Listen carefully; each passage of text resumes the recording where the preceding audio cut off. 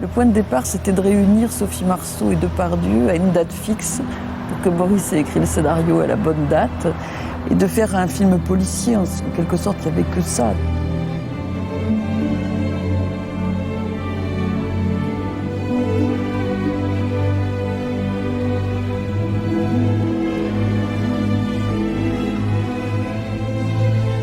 C'est très étrange, Police. C'est un film soi-disant policier, produit par Gaumont, avec beaucoup d'argent, avec des stars, donc...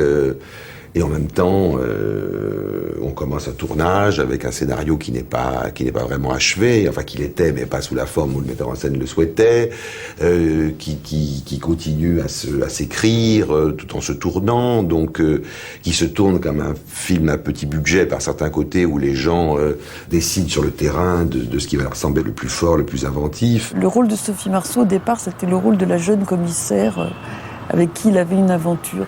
Et moi, je pense que c'est mieux les voyous que les commissaires. Je suis allée, en fait, par 3 endroits, par un avocat, par les flics des brigades territoriales et par les voyous, à la recherche de la même histoire avec 3 échos.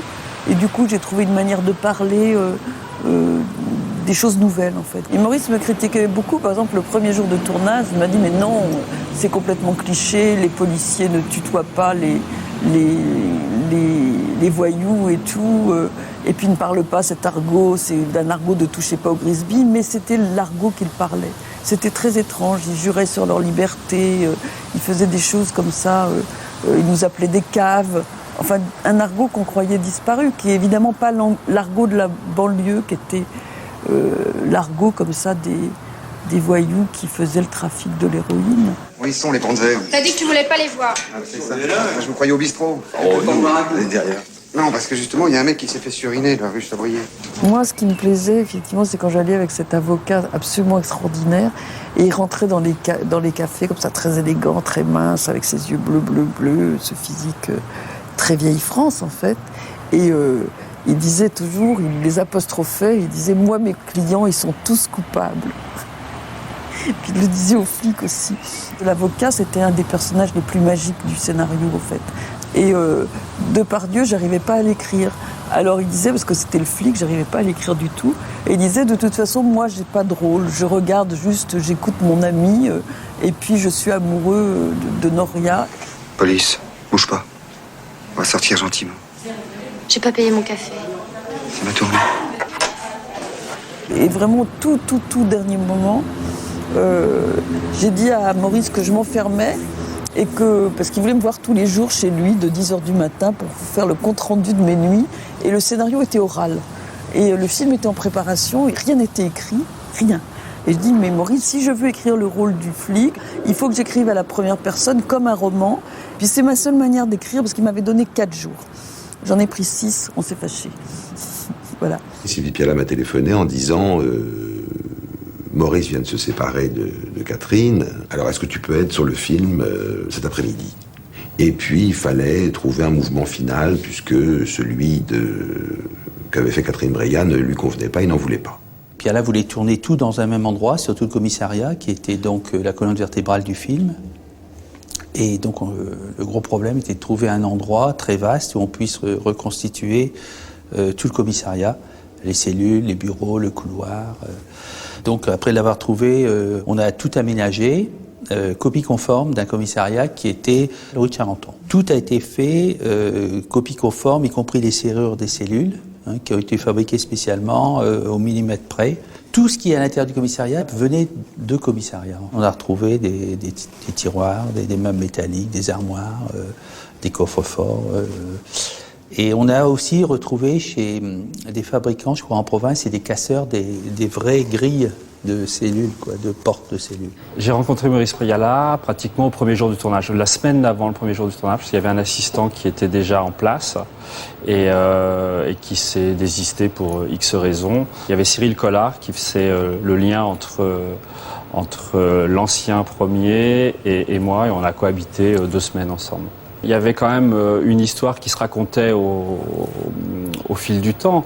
On savait ce qu'on tournait la plupart du temps le lendemain, peut-être pas le surlendemain. Ce qui était amusant, c'est que parfois, des séquences qui étaient écrites, qui faisaient 4-5 pages, qui faisaient 10 minutes et tout, on pensait qu'il fallait 2-3 jours pour les tourner.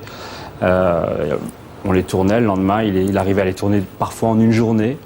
Donc ça veut dire que le lendemain, on ne savait plus quoi faire. Et des séquences qui étaient programmées sur un jour prenaient 2, 3, 4 journées parce qu'il écrivait sans cesse les choses et il avançait comme ça. Maurice, c'est quelqu'un qui ne peut relater que ce qu'il connaît, quoi. C'est-à-dire qu'il faut que ça ait une vraie sincérité. Donc à partir de ce moment-là, on a commencé à faire la tournée du commissariat sur la deuxième BT à rue de Charenton. Et ça a duré, on y est resté à peu près 2 mois et demi, 3 mois, quoi. Et un des conseillers techniques avait été inspecteur à la deuxième BT pendant des années, donc ce qui a facilité un petit peu notre approche du système. Aussi modeste nos rôles fussent-ils, on a été 15 jours dans une brigade territoriale avec des flics, avec des vrais flics.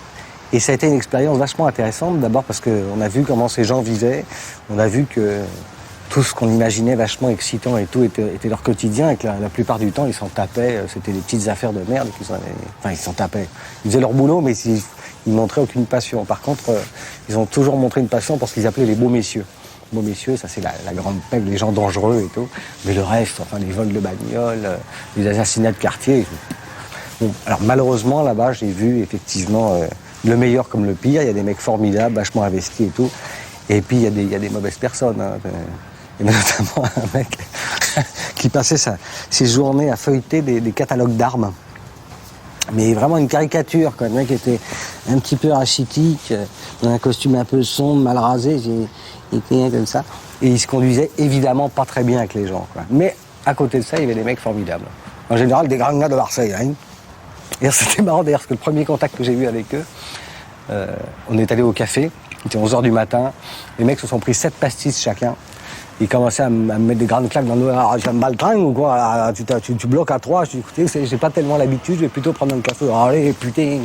Mais bon, quand même un peu inquiétant, c'est de dire à midi, tous 7 pastilles dans le pif. Oh, ah. Néanmoins, je vous dis, parmi tout ça, des gars sympathiques, avec le sens de l'humour et tout, donc voilà.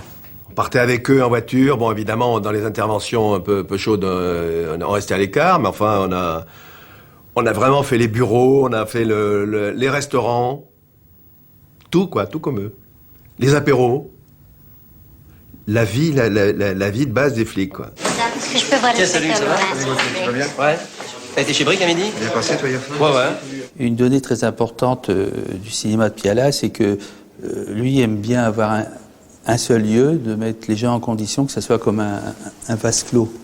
Donc là, c'était l'idéal, police, quoi, en fait, parce que tout le monde était là tous les jours, c'est-à-dire les flics, les acteurs et les techniciens. Donc disons qu'il y avait une osmose très particulière parce que tout le monde était là tout le temps. Il y a eu des flics qui ont servi de conseillers, donc ils ne tournaient pas, et il y a eu des vrais flics qui ont tourné, qui faisaient même... il y a eu 1 ou 2 femmes. Nous avons été invités, tout le service a été invité à l'inauguration de ces décors.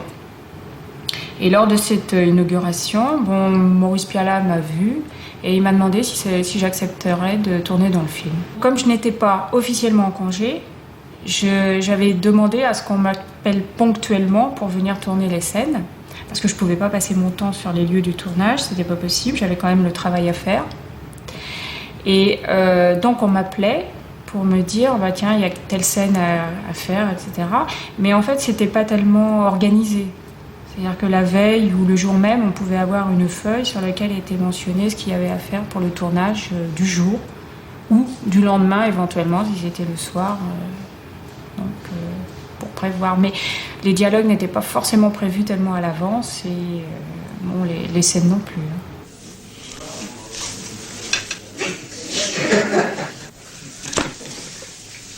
Alors, 1m37. Ça doit être facile le concours de commissaire pour toi, avec ta licence. Non, ma maîtrise. Ah bah c'est encore mieux.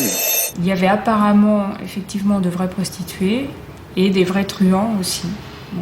Et notamment 2 personnes aussi qui avaient été prises comme ça dans la rue pour jouer le rôle de victime. Les petits passages rigolos qu'il y a eu, c'est le pot avant le tournage, où les flics, comme tout le monde, avaient pas mal bu et se sont mis à tirer dans le décor.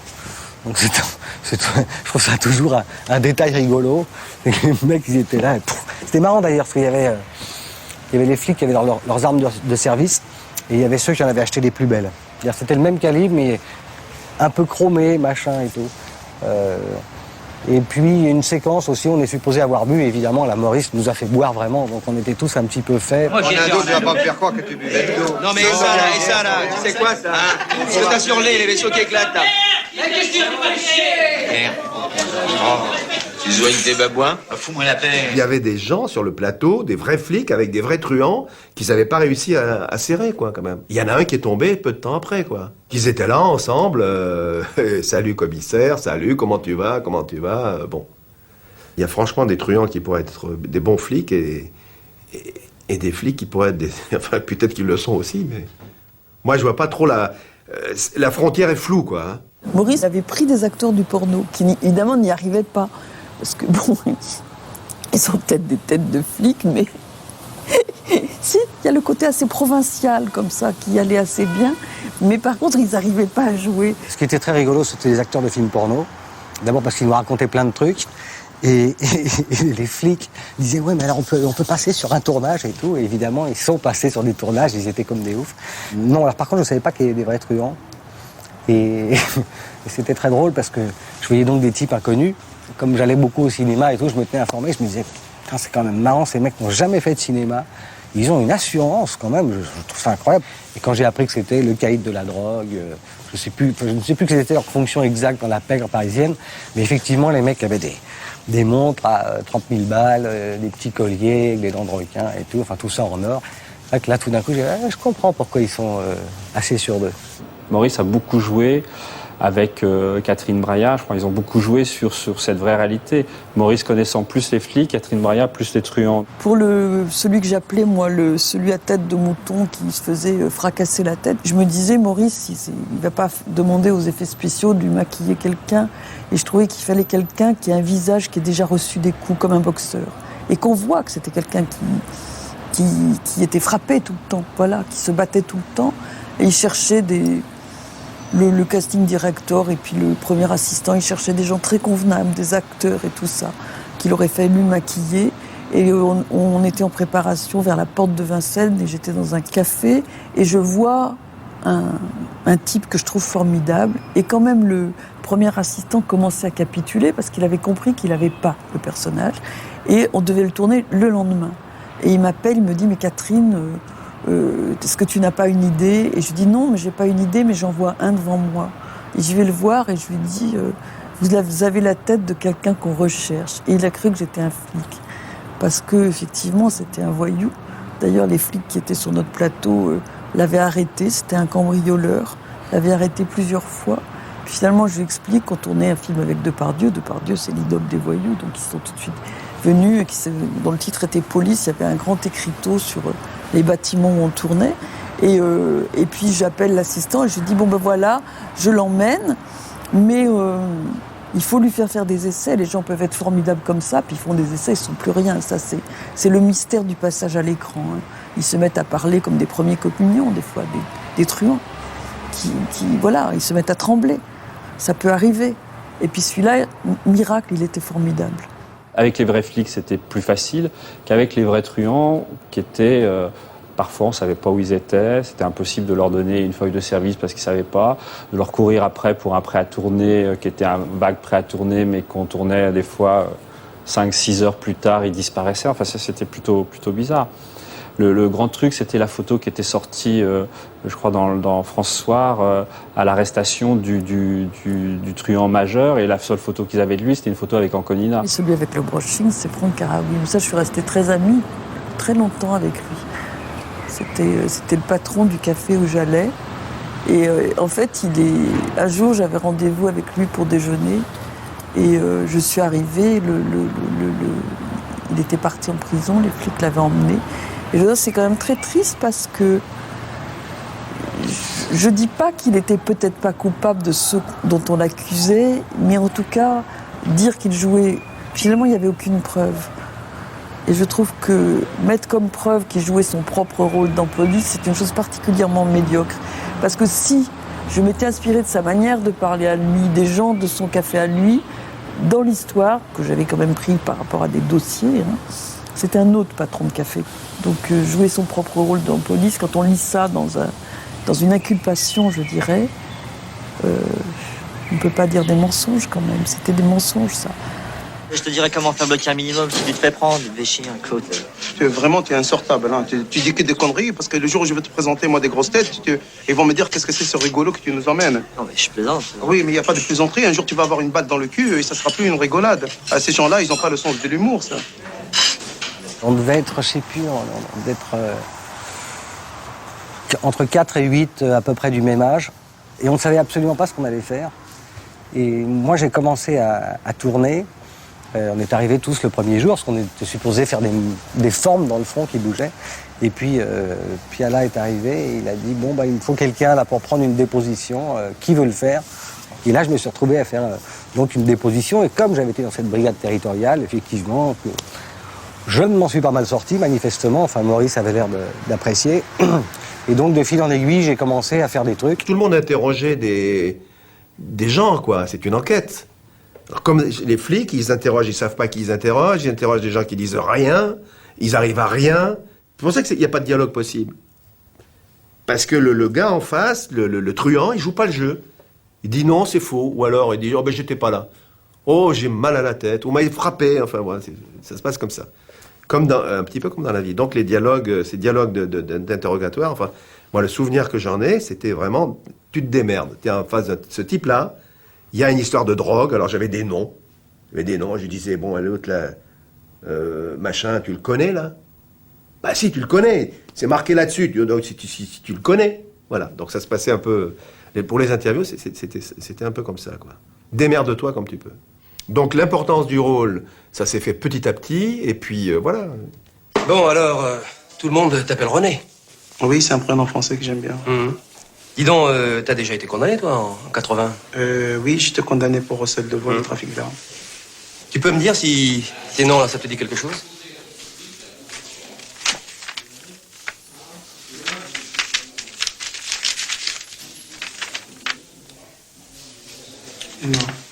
Non, je vois pas. Non, même Raoul Bensimi, là, ça te dit rien? Raoul, ça me dit quelque chose, mais Bensimi, le nom, ça me dit rien. Des Raoul, je connais un ou deux dans mon bar, c'est des clients, ils viennent boire un coup, c'est tout. Oui. Je suis intervenu à la 3e semaine sur ce film, c'est-à-dire l'équipe qui me précédait a quitté le plateau. Au bout de 3 semaines, et c'est Jean-Claude Bourlat qui m'a appelé en catastrophe un vendredi pour commencer le lundi. Le vendredi soir, ils avaient tourné 30 fois un plan, une séquence. Un plan-séquence de 3 ou 4 minutes. Maurice n'arrivait pas à faire ce qu'il voulait. Il ne s'entendait pas avec Pascal Rocard. Elle a été plus ou moins renvoyée ce jour-là. Et le lundi, on recommençait le même plan, qui était donc parfaitement répété techniquement, avec une autre comédienne. Et j'ai croisé un ingénieur de son qui partait, et je lui ai dit « Comment tu as fait ce plan ?» Il m'a dit « J'ai mis des micros partout. » Voilà. Ce plan, il fallait effectivement avoir des micros partout, parce qu'on rentrait dans plusieurs bureaux. Heureusement, ce qui nous a sauvés, c'est qu'on a encore fait 30 prises. Avec cette jeune comédienne, Maurice, bien sûr, hurlait, n'était pas content, n'arrivait pas à avoir ce qu'il voulait. Et vers la 15e, on a commencé à être au point comme les autres, à être rodés, et heureusement, celles qui ont été tirées, c'était dans les dernières, bien sûr. Qui ne sont pas dans le film, parce que quand Maurice a vu les rushs le mardi, il a bien sûr tout rejeté parce qu'il n'était pas content. Et finalement, le premier assistant lui a proposé de voir les rushs avec Pascal Rocard. Et là, il l'a trouvé, bien sûr, génial. Et elle l'était. Et donc, Pascal a été reprise pour faire le rôle, et c'est elle qui joue le rôle. Donc, si vous voulez, moi, j'ai eu un premier jour un peu... D'ailleurs, je me suis dit, ce soir, je suis viré. On s'est tous retrouvés sur un film où, en fait, la trame, la locomotive policière n'était que le plancher minimum. Il fallait gratter plus loin et aller voir ce qui se passait derrière la tête des personnages. Dans une mise en scène, donc là toujours en plan séquence, très peu à la main. Des plans assez longs, assez mobiles, très doucement mobiles. Des plans où 2-3 personnages coupés mi-cuisse, plan américain. On établit bien la relation entre les acteurs, toujours le 35 ou le 50 mm pour ne pas donner trop d'importance au décor, mais quand même lui garder son sens. C'est assez juste aussi dans cette relation-là. C'était évidemment du son direct, puisque je connaissais le cinéma de Maurice, je savais donc on n'a pas eu besoin d'en parler, donc c'était à moi à la fois de faire le son le plus propre possible, et puis de respecter surtout les environnements, les ambiances, et d'être sur le plateau le moins... Enfin, ça tout le monde le dit, avec Maurice, il faut le moins possible intervenir auprès des comédiens. Et c'est vrai que moi, je me suis appliqué, en tout cas, à ne pas intervenir auprès des comédiens, non pas auprès des comédiens, mais auprès des non-acteurs, comme par exemple la scène à l'hôpital avec, comment il s'appelle, un des frères du truand qui a la voix cassée. Bon, on ne comprend pas la moitié de ce qu'il dit, mais il fallait que ce soit comme ça. Avec Piala, tout le monde est mis au même niveau. Même Depardieu est pris pour un acteur non professionnel. Il y a plein de choses qu'il ne sait pas. Il est dans le risque absolu tout le temps. Donc, comme il est plus conscient de ce qu'il est en train de faire qu'un acteur non professionnel, il est à chaque fois qu'on dit moteur autant en danger qu'un acteur non professionnel. Avec Piala, c'est très compliqué les comédiens parce que quelquefois, il les déstabilise volontairement pour qu'en fait ils sortent de leur registre et ils soient autrement. C'est pas quelqu'un qui dirige, qui fait de la direction d'acteurs, il les met en condition. Il les met en condition en parlant ou en ne parlant pas avec eux, il les met en condition avant. S'il y a eu de l'animosité entre lui et Anconina, c'est qu'il avait envie que le personnage d'Anconina soit quelqu'un d'antipathique. Donc il a créé cette antipathie que Anconina lui a rendue directement à lui, mais Maurice a utilisé ça pour qu'il tourne dans le film. Tu es en train de passer de l'autre côté sans t'en apercevoir. D'accord, tu peux bouffer avec les voyous, tu peux sortir avec eux, mais si tu leur donnes ça, ils te prennent ça. Hein? Et puis après, tu pourras plus t'en sortir. Non mais tu plaisantes ou quoi? Tu plaisantes? Quoi? T'es en train de me dire que je suis en train de virer voyou, c'est ça? C'est ça que t'es en train de me dire? Ouais, c'est ça. Bon, Jean. Bon, tiens, on va voir, viens, on va y aller quand même, puis après... Moi, j'aime pas quand t'es comme ça. Hein. Ah, bah viens. C'est pas le metteur en scène qui dit tu ouvres la porte là, tu viens, tu dis bonjour et tu t'en vas. Ça n'existe pas. Donc, mais il met en condition, il dit tu entres dans ta famille, tu vas ouvrir la porte, et puis voilà, vas-y. Puis à partir de là, il rectifie petit à petit par petites touches. Le souvenir que je retiens, c'est qu'on avait l'impression que le film c'était un gâteau d'anniversaire et qu'on passait notre temps à marcher dessus, qu'on lui gâchait son film. Il s'est fâché avec un acteur à un moment, il est fâché très très fort, moi j'étais pas là ce jour-là, ils se sont envoyés des cendriers à la gueule, et il y a dû y avoir des coups de téléphone entre les agents, machin, ils disent des excuses, ouais, Maurice ne veut pas et tout. Bref, toujours est-il qu'un jour, on a reçu une feuille de service, et là il y avait une lettre d'excuse de Maurice à un des acteurs. Il était vachement adroit parce que, en lisant la lettre d'excuse, il disait cher machin, mes propos, et en arrière-plan, ça voulait dire je t'emmerde. C'est quelqu'un, à mon avis, qui s'implique énormément dans ce qu'il fait, qui est passionné. Donc il réagit au quart de tour. Il dit c'est pas bien, on se fait chier, voilà, on se fait chier. Bon, bah, si c'est comme ça, on le fait pas, on va faire une autre scène. Moi je sais pas, il m'a fait une scène importante, il m'a dit bon bah écoute, vraiment, je sais pas quoi te dire, voilà. Ben moi je m'en vais, quand t'es content, tu te sens bien, tu dis moteur, et puis tu tournes. Il m'a laissé moi qui étais débutant avec une équipe de, je sais pas, 50 personnes comme ça, à interroger un type que je connaissais pas sur une affaire que je connaissais pas, comme les flics quoi. Puis il est revenu, il m'a dit, mais t'es content alors? Ben, j'ai dit, ouais, moi je sais pas, on verra. Ben, il me dit, ben, on verra, ouais. Il y avait un scénario, alors là mon souvenir est assez flou, je crois pas qu'on l'avait eu entre les mains, il me semble pas. Et de temps en temps on nous filait des feuilles, 2 feuilles. C'était l'assistant qui nous filait ça, et Maurice passait derrière, il déchirait les feuilles en disant, mais de toute façon on s'en fout, voilà la situation, c'est ça. Et c'est vrai qu'il nous laissait évidemment énormément improviser. Il me disait sans arrêt, il me disait, mais quand la caméra est là, mets-toi face à elle, quoi. Profites-en. Ce qui est assez bizarre, parce que d'un côté, il veut que ça soit vachement naturel, et je me souviens très bien d'une séquence où j'étais avec 2 grands flics énormes, c'est 2 grands mecs du midi avec moustache, comme ça. Et puis il me disait, oui, mais là, vous discutez tous les 3, démerde-toi. Donc moi, j'avais un petit blouson en jean, la caméra était comme ça, les 2 mecs étaient là, donc je marchais avec eux, puis à un moment, je retournais, puis je disais, ouais, regardez, mon blouson, c'est un machin et tout. Donc pour être face caméra. Je me disais, là, c'est pas possible, il n'a pas accepté ça, Maurice. Il me disait, si, c'est bien. Il dit, mais profites-en, allez. Il y avait une salle pour moi, j'avais une machine à écrire, je tapais, et de temps en temps, je voyais Depardieu qui passait en disant alors, qui m'arrachait 3 pages. D'ailleurs, Piala était furieux parce que j'avais écrit une scène, je sais plus laquelle c'était, et Depardieu l'a prise. Donc, Et ensuite, j'ai vu un Piala furieux qui arrivait, mais comment est-ce que tu as pu donner une merde pareille à Gérard, etc. Finalement, la scène a été tournée à peu près comme ça, pour dire la vérité. Le prêt à tourner chez Maurice, ça n'existe pas, parce que c'est pas l'heure qui détermine qu'il est prêt à tourner, c'est son humeur qui détermine qu'il est humeur entre parenthèses, et c'est le fait qu'il se sente, lui, prêt comme un créateur. Il dit moteur juste au moment où on perçoit qu'il y a des choses à trouver. Et quand il sent ça, pouf, il piège tout le monde. On est remis en question à chaque plan. Pour les acteurs comme pour les techniciens autour. Depuis que je tourne avec Piala, j'ai jamais dû mettre, ou une fois, un 28 mm. Parce qu'à chaque fois que j'ai eu à lui proposer, parce qu'on ne trouvait pas de solution, il regarde dans le cadre, ce qui est rare, mais bon, au bout d'un moment quand même, il accepte de regarder dans le cadre. Et puis il se recule et il me dit « Et ça te plaît ?» Et il commence par refuser tout ce que lui proposent ses collaborateurs. Et Jacques Loiseleux, qui est le premier, heureusement qu'il a ce caractère, qui est qu'il amène une proposition, Maurice l'envoie promener, bien sûr, et Jacques, au lieu de se vexer, revient un quart d'heure après avec une autre solution. Et puis il n'y a pas que Jacques, il y a le premier assistant, il y a tous les gens, la script, tous les proches de Maurice. Pendant ces 2 ou 3 heures ou 4 heures où tout le monde tourne en rond, tout le monde propose des solutions.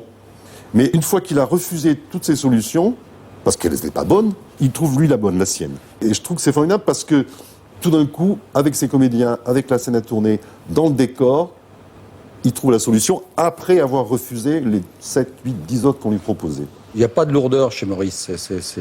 Non, la lourdeur, elle vient de nous. C'est-à-dire qu'elle vient simplement que, effectivement, pour tourner un film, il faut du matériel, des camions, de la lumière, du maquillage. Donc la lourdeur, elle vient de là. Et c'est vrai que Maurice préfère tourner, arriver, tourner. Ils sont fous que la comédienne soit maquillée ou que le comédien soit habillé, quoi. S'il est habillé, tant mieux. S'il n'est pas habillé, tant pis, quoi.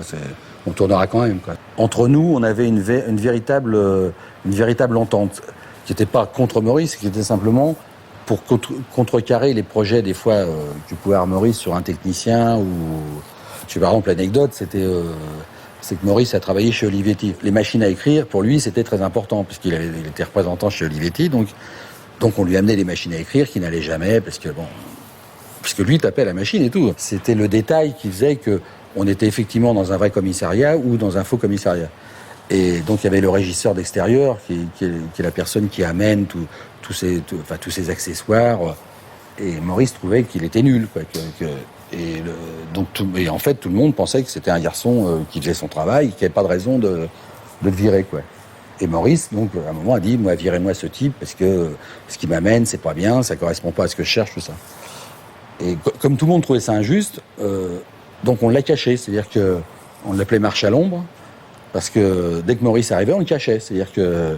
Et Maurice savait qu'il était encore là, parce qu'il a un tel instinct que les accessoires étaient un peu identiques. Donc, il savait qu'on n'avait pas changé de régisseur d'extérieur, donc il le cherchait partout. Donc c'était une sorte d'immense cache-cache dans ce commissariat, parce que dès que Maurice arrivait, on disait donc il s'appelait Pitrel, on disait cache-toi, Maurice arrive, donc il se cachait, mais il pouvait se cacher partout, dans une cellule, dans un placard, et Maurice savait qu'il était là, donc Maurice, qui est toujours un peu à l'affût de tout ça, fouillait partout pour le trouver. Piala parle très peu directement de ses films. Il part sur une image, ou il part sur autre chose, il parle de musique, de peinture, de la vie, de tas de choses, d'une façon qui vous fait penser au film. Enfin, je ne comprends pas, c'est pas calculé, c'est absolument instinctif. Donc en fait, il n'y a jamais vraiment d'indication, ça arrive bien sûr, mais très précis. Ça n'est pas un metteur en scène qui dit il faut couper exactement là, etc. Enfin, pas comme ça.